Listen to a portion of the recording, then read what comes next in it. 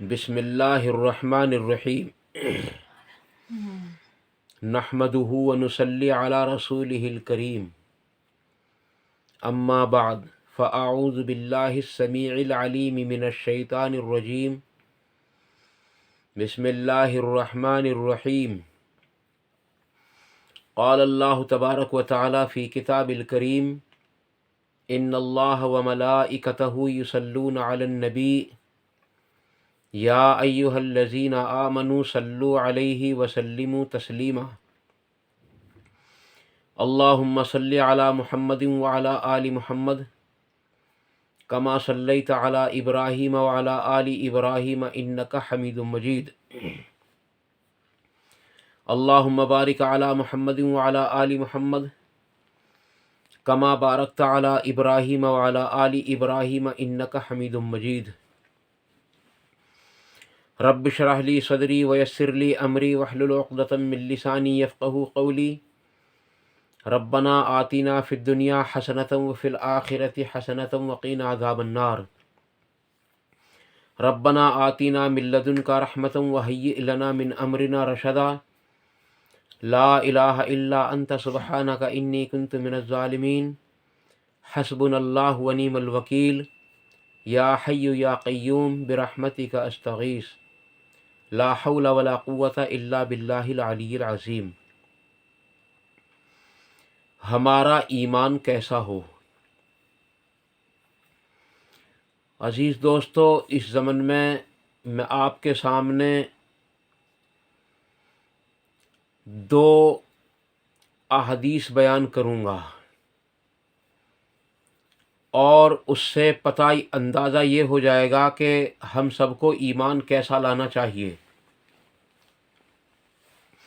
اللہ تبارک و تعالیٰ نے قرآن کریم کے اندر ارشاد فرمایا یا ایہا الذین آمنوا ادخلوا فی السلم کافہ ولا تتبعوا خطوات الشیطان انہ لکم عدو مبین۔ مجھے اس آیت کا حوالہ تو اس وقت ذہن میں نہیں ہے، لیکن قرآن کریم کے اندر اللہ تبارک تعالیٰ نے ارشاد فرمایا کہ اے ایمان والو، داخل ہو جاؤ پورے کے پورے اسلام میں اور نہ کرو اطاعت شیطان کی کہ وہ تمہارا کھلا ہوا دشمن ہے۔ عزیز دوستو، آج ہمارے ایمان کی جو کیفیت ہے وہ ایک الگ ہو گئی ہے۔ ہم کسی کے بھی جادو کو اور کسی کی بھی ایسی انہونی بات کو اس کو جو ہے کرامت کا نام دے کر ہم اس کے پیچھے ہو جاتے ہیں۔ عزیز دوستو، ہرگز ایسا نہیں ہے، کیونکہ اللہ تبارک تعالیٰ نے قرآن کریم کے اندر یا نبی اکرم صلی اللہ علیہ وسلم نے احادیث صحیحہ کے اندر کوئی ایسی چیز، ایسی دعا، ایسی آیت، ایسی کوئی چیز نہیں بتلائی ہے جو آنکھوں دیکھتی کسی چیز کو تبدیل کر سکے۔ ہاں، یہ معجزات ہوا کرتے تھے انبیاء علیہ الصلاۃ والسلام کے ساتھ۔ اولیاء کے پاس اگر کوئی کرامت ہوتی ہے تو اس کرامت کی حقیقت صرف اتنی ہے کہ وہ اللہ تعالیٰ سے دعا کریں اور اللہ تبارک و تعالیٰ اس کو جو ہے مکمل طریقے سے لوگوں کے سامنے کرامت کے طور پر اس کی دعا کو قبول کر کے اس کام کو پورا کر دے۔ یہ کوئی کرامت نہیں ہے کہ صابر صاحب مسجد سے باہر بیٹھیں اور لوگ جمعے کی نماز پڑھ رہے ہوں اور جب سجدے کے اندر جائیں تو صابر صاحب کہیں کہ اے مسجد تو کیوں کھڑی ہے، تو بھی سجدے میں چلی جا، اور مسجد گر کر تمام کے تمام لوگ وہاں دب کر مر جائیں۔ یہ کوئی کرامت نہیں عزیز دوستو، یہ دھوکہ ہے اور یہ جھوٹ ہے۔ اس کے جھوٹ ہونے میں کوئی شک و شبہ جو ہے موجود نہیں ہے۔ اس لیے ایسی کرامتوں سے ہم سب کو بالکل قطعی طور پر انکار ہے۔ ہم ایسی کرامات کو ہرگز اقرار کے ساتھ اپنے دلوں کے اندر نہیں جما سکتے۔ یہ کوئی کرامت نہیں ہے عزیز دوستو کہ صابر صاحب اپنے جنازے کی نماز خود پڑھائیں کیونکہ اگر یہ کرامت ہو سکتی تھی تو یہ ایک معجزہ بھی ہو سکتا تھا۔ نبی اکرم صلی اللہ علیہ وسلم اپنے جنازے کی نماز خود پڑھا لیتے۔ اب ابو بکر صدیق رضی اللہ تعالیٰ عنہ، عمر فاروق رضی اللہ تعالیٰ عنہ، عثمان غنی رضی اللہ تعالیٰ عنہ، حضرت علی رضی اللہ تعالیٰ عنہ، جو 10 صحابہ ہیں جن کو اللہ تبارک و تعالیٰ کے نبی جناب محمد الرسول اللہ صلی اللہ علیہ وسلم نے دنیا ہی میں جنت کی بشارت دی ہے، جن کو عشرۂ مبشرہ کہتے ہیں، وہ ان میں سے کوئی ایک بھی ایسا نہیں نکلا جس نے اپنے جنازے کی نماز خود پڑھائی ہو۔ تو عزیز دوستو، ان صحابہ جیسا تو ہے ہی کوئی نہیں، اور یہ جو ولی ہیں یہ تو شے کوئی نہیں۔ پتہ یہ چلا عزیز دوستو، اس لیے ہم سب کو چاہیے کہ ہم کرامتوں کے پیچھے لگ کر اپنے ایمان کو ضائع نہ کریں۔ اللہ کی قسم، کرامتیں تو ایسی ایسی بھی دکھانے والے آئیں گے۔ مجھے ایک حدیث یاد پڑ رہی ہے، اور میں یہی 2 حدیث آپ کے سامنے پیش کروں گا۔ پہلی حدیث میں آپ کے سامنے پیش کرنے لگا ہوں، اس میں سے یہ قیامت کی نشانیوں میں سے، جب دجال ظاہر ہو جائے گا تو لوگوں کو اپنے ساتھ لے لے گا، اس کے ساتھ جنت بھی ہوگی، اس کے ساتھ جہنم بھی ہوگی۔ جو اس کے نافرمان ہوں گے وہ ان کو اپنے زوم میں جہنم کے اندر ڈالے گا، البتہ اللہ تبارک و تعالیٰ ان کو جنت میں ڈالے گا، اور جو اس کے نافرمان ہوں گے وہ ان کو اپنے زوم میں وہ جو ہے جنت کے اندر ڈال دے گا، البتہ اللہ تبارک و تعالیٰ ان کو اپنے فضل و کرم سے جنت کے اندر داخل فرمائے گا۔ یعنی اس کی جو آگ ہوگی، اس کی جو جہنم ہوگی، وہ حقیقت میں جنت ہوگی، اور جو اس کی جنت ہوگی، جو اس کا باغ ہوگا، حقیقت میں وہ جہنم ہوگا۔ وہ بالکل الٹ ہوگا عزیز دوستو، اور وہ تقریباً 40 دن دنیا کے اندر رہے گا۔ یہ بھی بات حدیثوں سے ثابت ہے، 40 دن دنیا میں رہے گا، اور پہلا دن 1 سال کے برابر کا ہوگا، دوسرا دن 1 ماہ کے برابر کا ہوگا، اور تیسرا دن 1 ہفتے کے برابر کا ہوگا، اور باقی 37 دن ایسے ہوں گے جیسے کہ آج جو ہے ہمارے زمانے میں جو یہ دن چل رہے ہیں، باقی 37 دن ایسے ہوں گے۔ یعنی تقریباً 1 سال 2 ماہ اور 7 دن تک تقریباً رہے گا، یا اس سے بھی کچھ زیادہ، کیونکہ میں نے بغیر حساب جو ہے حساب جوڑے میں نے آپ کے سامنے یہ بات رکھ دی ہے۔ یہ تقریباً 1 سال 1 ماہ اور 14 دن کی مقدار میں اس دنیا کے اندر رہے گا لگ بھگ۔ تو عزیز دوستو، اس میں وہ کیا کیا کرامات دکھائے گا، اور کیا کیا لوگ اس کی کرامات کو معجزہ سمجھ رہے ہوں گے۔ وہ کیا دکھائے گا؟ کسی کے باپ کو قبر کے اندر سے زندہ کر کے اس کے سامنے کھڑا کر دے گا، کسی مردے کو نکال کر کھڑا کر دے گا، کیونکہ اس کے ساتھ شیاطین ہوں گے، جنات ہوں گے، اور وہ اس کسی کے باپ کی جو صدیوں پہلے مر چکا ہوگا، جو کئی سال پہلے مر چکا ہوگا، اس کی شکل میں آ کر کہے گا، اسی کی قبر کے اندر سے نکلتا ہوا، کہ دیکھ میں تیرا باپ ہوں۔ عزیز دوستو، حالانکہ وہ اس کا باپ نہیں ہوگا، بلکہ وہ کھلم کھلا شیطان ہوگا۔ اب میں بتانا یہ چاہ رہا تھا آپ کو کہ ہمارا ایمان کیسا ہو۔ ہمارا ایمان ایسا ہونا چاہیے کہ ایک اللہ والا، ایک ایمان والا اس کے پاس جانے کی کوشش کرے گا، اور حتیٰ کہ اس تک پہنچ جائے گا، اور اس سے کہے گا کہ تو شیطان ہے، تو دجال ہے۔ وہ کہے گا مجھ پر ایمان لے آ، میں تیرا رب ہوں، لیکن وہ انکار کرے گا، اور کہے گا کہ میرا رب وہ ہے جس کے ہاتھ میں میری زندگی اور میری موت ہے۔ عزیز دوستو، پھر وہ کیا کرے گا دجال اس کے ساتھ؟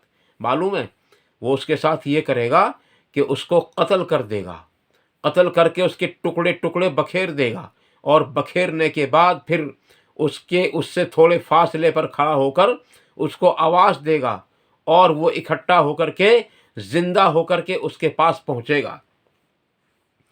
تو دجال اس سے کہے گا کہ دیکھ، موت اور زندگی میرے ہاتھ میں ہے یا نہیں ہے؟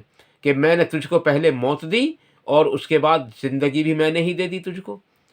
تو میرا مقصد یہ ہے کہ ہمارا ایمان کیسا ہو.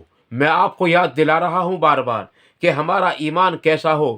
ہم کسی کے معجزے کو دیکھ کر، ہم کسی کی کرامت کو دیکھ کر، ہم کسی کے جادو کے اثر کو دیکھ کر کسی سے متاثر نہ ہوں، کیونکہ معجزہ صرف انبیاء کو دیا جاتا تھا اور وہ بھی اللہ ہی کے حکم سے ہوتا تھا.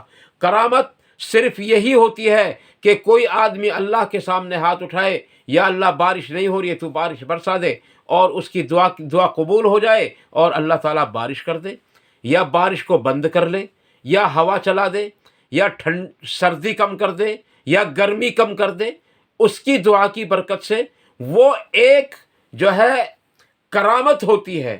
اور کرامت آج جو ہم سمجھتے ہیں وہ کرامت یہ سمجھتے ہیں کہ کسی لڑکے کو لڑکی بنا دو اور کسی لڑکی کو لڑکا بنا دو. عزیز دوستو، یہ کرامت نہیں ہے.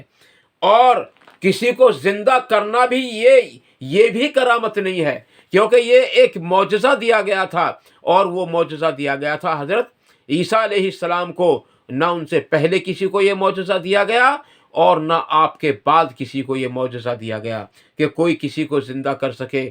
اور ان کے زندہ کرنے کی بھی حقیقت یہ ہوتی تھی کہ اگرچہ وہ مردے کو زندہ کر دیا کرتے تھے اللہ کے حکم سے، لیکن ایسا نہیں تھا کہ وہ مردہ گھر آ کر اپنے بیوی بچوں کے ساتھ رہنے لگے یا اپنے خاندان والوں کے ساتھ رہنے لگے اور وہ اپنے گھر آ جائے. ایسا نہیں تھا عزیز دوستو.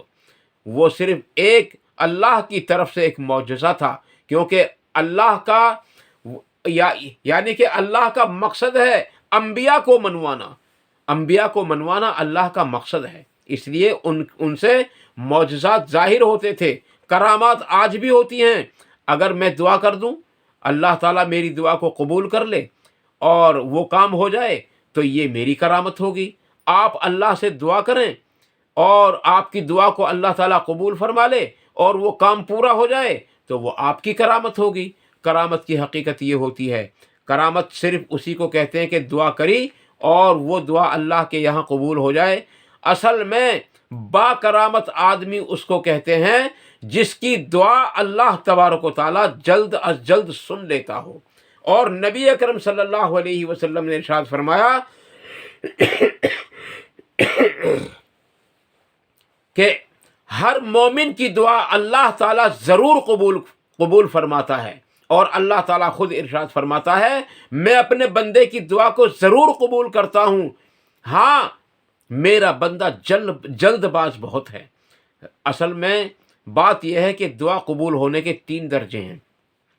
پہلا درجہ، جو چیز ہم نے مانگی وہ ہم کو عطا ہو گئی، اللہ نے وہ ہم کو دے دی. دوسرا درجہ، ہم نے مانگا تو کچھ اور تھا لیکن آسمان سے، زمین سے، دائیں سے، بائیں سے، آگے سے، پیچھے سے کوئی آفت آ رہی تھی، کوئی پریشانی آ رہی تھی، اللہ نے اس دعا کی برکت سے اس کو روک دیا. دعا کی قبولیت کا تیسرا درجہ جو سب سے اہم ہے، قیامت کے روز اللہ تعالیٰ کے سامنے کھڑے ہو کر کے یہ سوچے گا آدمی کہ کاش دنیا میں میری ایک بھی دعا قبول نہ ہوتی تو کتنا بڑا اجر مجھ کو مل رہا ہے ان دعاؤں کا. کہ اللہ تعالیٰ فرمائے گا کہ میرے بندے، تو نے جو مجھ سے فلاں چیز مانگی تھی، میں نے تجھ کو وہ چیز نہیں دی تھی تو اس کے بدلے میں یہ مکان ہے. تو نے جو اولاد مانگی تھی، میں نے تجھ کو اولاد نہیں دی، یہ اس کے بدلے میں یہ حوران جنت ہیں. تو نے جو مجھ سے مال و دولت مانگا تھا، میں نے تجھ کو نہیں دیا تھا، اور جنت کے اندر یہ محل و مکان ہیں. تو نے جو دنیا کے اندر مجھ سے زمین مانگی تھی، پلاٹ یا گھر مانگا تھا، یہ جنت کے اندر سونے اور چاندی کا مکان ہے. عزیز دوستو، آدمی یہ سوچنے پر مجبور ہو جائے گا کاش دنیا کے اندر میری ایک بھی دعا قبول نہ ہوتی. تو قبولیت دعا یہ ہے اصل کرامت. عزیز دوستو، تو میں یہ عرض کر رہا تھا آپ لوگوں سے کہ تیسرا درجہ وہ ہے جو قیامت کے روز اللہ تبارک و تعالیٰ جو ہے اپنے بندے کے سامنے جنت کی نعمتوں کو رکھے گا اور کہے گا یہ اس کا بدلہ ہے جو تو نے فلاں فلاں دعا مانگی تھی اور میں نے وہ دنیا میں تجھ کو نہیں دی تھی۔ تو عزیز دوستو، اس چیز کا نام کرامت ہے۔ ہم کسی کی کرامتوں کو دیکھ کر جو ہے متاثر ہو کر اپنے ایمان کا سودا نہ کر بیٹھیں۔ عزیز دوستو، وہ صاحب ایمان دجال سے یوں کہے گا، جب ایک بار قتل ہو کر زندہ ہو جائے گا اس کے بعد پھر دجال کہے گا اب تو ایمان لے، اب تو تجھے یقین ہو جانا چاہیے نا کہ میں تیرا رب ہوں۔ تو وہ کہے گا اب تو مجھے اور بھی زیادہ مضبوط یقین ہو گیا کہ تو یقیناً شیطان ہے، تو یقیناً شیطان ہے۔ عزیز دوستو، پھر وہ اس صاحب ایمان کو دوبارہ قتل کرنے کی کوشش کرے گا، لیکن اس پر وہ قدرت حاصل نہ کر سکے گا۔ ہمارا ایمان اصل میں ایسا ہونا چاہیے، اور ہم ذرا سی باتوں پر اپنے ایمان کا جو سودا کر لیتے ہیں۔ آؤ میں تمہیں ایک صحابی سے اور ملاقات کراتا ہوں، ان کا نام ہے حضرت حنظلہ رضی اللہ عنہ۔ نبی اکرم صلی اللہ علیہ وسلم کے بہت ہی قریبی صحابیوں میں سے ہیں۔ صحابہ کرام میں بڑا درجہ ہے ان کا۔ اول تو ہر صحابی اللہ تبارک و تعالیٰ کے نزدیک سب سے اونچا ہے۔ اللہ تبارک و تعالیٰ کے نبی جناب محمد الرسول اللہ صلی اللہ علیہ وسلم کی احادیث سے ہم سب کو پتہ یہ چلتا ہے کہ جیسے رسول یعنی کہ یوں سمجھو کہ کتنا ہی بڑا ولی ہو جائے، ایک جو ہے تبع تابعی کے درجے کو نہیں پہنچ سکتا، اور تبع تابعی کتنا ہی بڑے درجے کا ہو جائے لیکن کسی ایک تابعی کے درجے کو نہیں پہنچ سکتا، اور تابعی کتنے ہی بڑے درجے کا ہو جائے لیکن وہ کسی صحابی کے درجے کو نہیں پہنچ سکتا، اور صحابی کتنا ہی بڑا کیوں نہ ہو جائے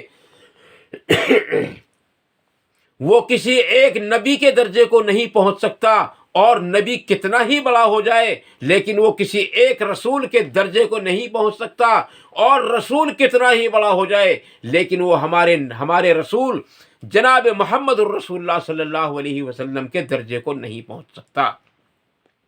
تو صحابی کا جو درجہ ہے، رسول سے نیچے، نبی سے نیچے، ان دو کے نیچے ہے صحابی کا درجہ۔ عزیز دوستو، ان دو کے نیچے ہے صحابی کا درجہ، رسول کے اور نبی کے نیچے ہے صحابی کا درجہ۔ تو یہ ہیں حضرت حنظلہ رضی اللہ عنہ، صحابی نبی اکرم صلی اللہ علیہ وسلم کے، یعنی موسیٰ علیہ السلام کے نہیں، عیسیٰ علیہ السلام کے نہیں، ابراہیم کے نہیں، بلکہ محمد الرسول اللہ صلی اللہ علیہ وسلم کے صحابی ہیں۔ آپ کی خدمت میں بیٹھے ہوئے ہیں، جنت کا ذکر ہوتا ہے، جہنم کا ذکر ہوتا ہے، روتے ہیں، اللہ کا شکر ادا کرتے ہیں۔ جب جنت کا ذکر ہوتا ہے تو اللہ کا شکر ادا کرتے ہیں اور خوشی ہوتی ہے، اور جب جہنم کا ذکر ہوتا ہے تو روتے ہیں اور غم ہوتا ہے، اور اللہ تعالیٰ سے جہنم سے پناہ مانگتے ہیں اور جنت کی طلب کرتے ہیں۔ اللہ کے نبی صلی اللہ علیہ وسلم نے ارشاد فرمایا، جو شخص دنیا کے اندر رہ کر جنت کی 3 مرتبہ تمنا کرے، اللہ سے کہے یا اللہ مجھے جنت عطا فرما، تو جنت کہتی ہے اے اللہ تو اس کو مجھے عطا فرما دے۔ اسی طریقے سے جب آدمی 3 بار جہنم سے پناہ مانگتا ہے تو جہنم کہتی ہے یا اللہ جب یہ مجھ سے پناہ مانگ رہا ہے تو اس کی مجھ سے حفاظت فرما۔ عزیز دوستو، جنت سے بھی پناہ مانگیں، جہنم سے بھی پناہ مانگیں۔ اللہم اجرنی من النار، اللہم اجرنی من النار، اللہم اجرنی من النار۔ اس دعا کو صبح اور شام 7 مرتبہ پڑھیں، فجر کی نماز کے بعد اور مغرب کی نماز کے بعد، کسی سے بات چیت کرنے سے پہلے۔ حدیث شریف کے اندر آتا ہے، نبی صلی اللہ علیہ وسلم نے فرمایا کہ جس دن صبح کو پڑھی یا جس دن شام کو پڑھی، اس دن یا اس رات میں مر گیا تو وہ جہنم سے بچ جائے گا اور جہنم کے اندر اس کا داخلہ نہیں ہوگا۔ لیکن اس کے لیے اور بھی اعمال شرائط ہیں، خالی اس دعا سے نہیں بلکہ اعمال اور بھی شرائط ہیں اس کے لیے۔ عزیز دوستو، تو حضرت حنظلہ رضی اللہ تعالیٰ عنہ روتے ہیں اور خوش بھی ہوتے ہیں، لیکن جب اپنے گھر جاتے ہیں تو بیوی بچوں کے سامنے جنت کو بھی اور جہنم کو بھی، جنت کا شوق اور جہنم کا خوف ختم ہو جاتا ہے، اور اپنے بیوی بچوں کے ساتھ ہنستے ہیں، بولتے ہیں اور سارے کام کرتے ہیں۔ ایک روز اچانک خیال آیا، حنظلہ تجھے کیا ہوا؟ تو نبی کی مجلس میں ہوتا ہے تو جنت کی نعمتوں پر خوش ہوتا ہے اور جہنم پر روتا ہے، اور یہاں بیوی بچوں کے سامنے آ کر سب کچھ بھول گیا۔ بس یہ کہتے ہوئے زبان سے نکلتا ہے، بے ساختہ حنظلہ تو منافق ہو گیا۔ عزیز دوستو، میرا اس ویڈیو کا جو موضوع ہے، آج ہمارا ایمان کیسا ہو، اس کا موضوع یہ ہے۔ سب سے پہلے ہم دیکھیں کہ صحابی کا ایمان کیسا ہے۔ صحابی کا ایمان کیسا ہے؟ حنظلہ تو منافق ہو گیا۔ اتنی سی بات کے اوپر جو جائز ہے، اور بیوی بچوں کے ساتھ ہنسنا، بولنا، کھیلنا ان کے ساتھ، اور سارے کام کرنا بڑی سعادت کی بات ہے، بڑی بڑی فضیلتیں اللہ کے نبی صلی اللہ علیہ وسلم سے ثابت ہیں۔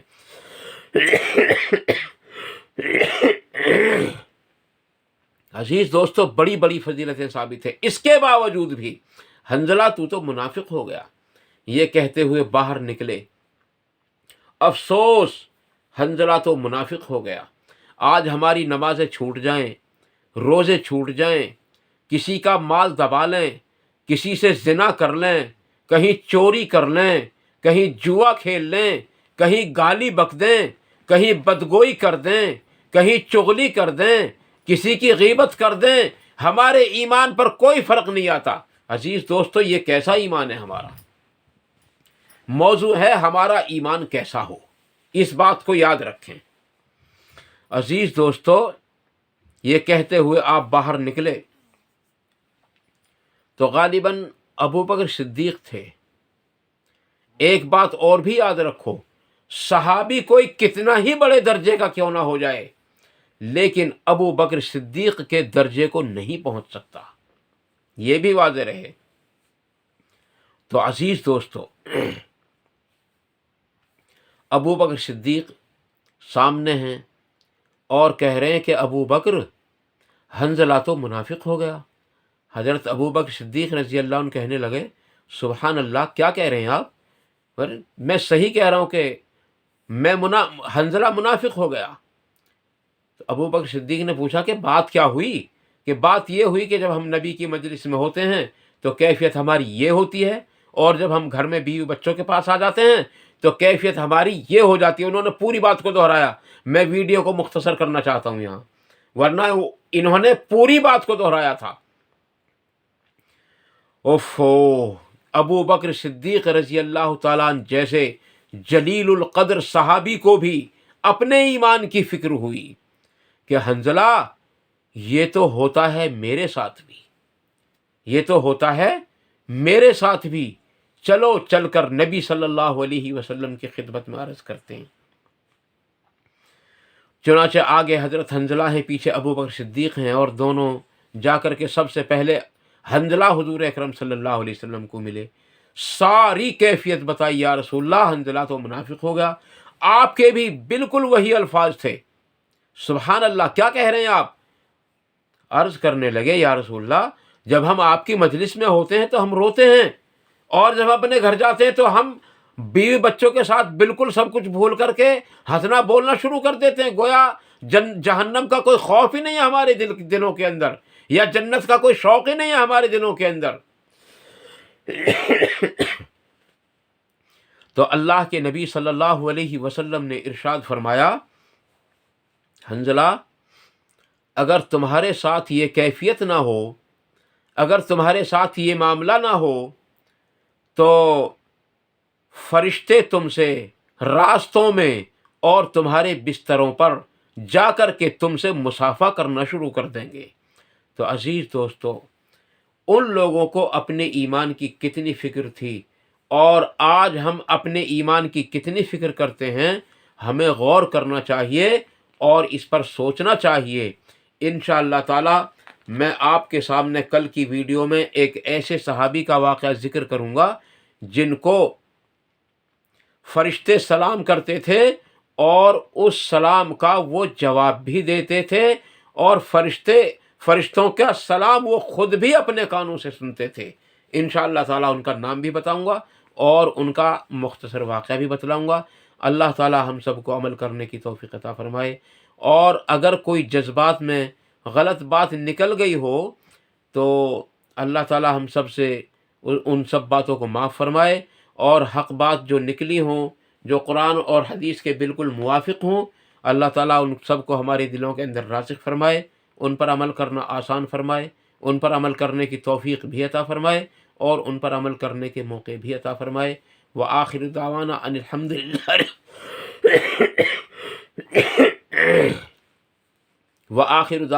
الحمد للہ رب العالمین۔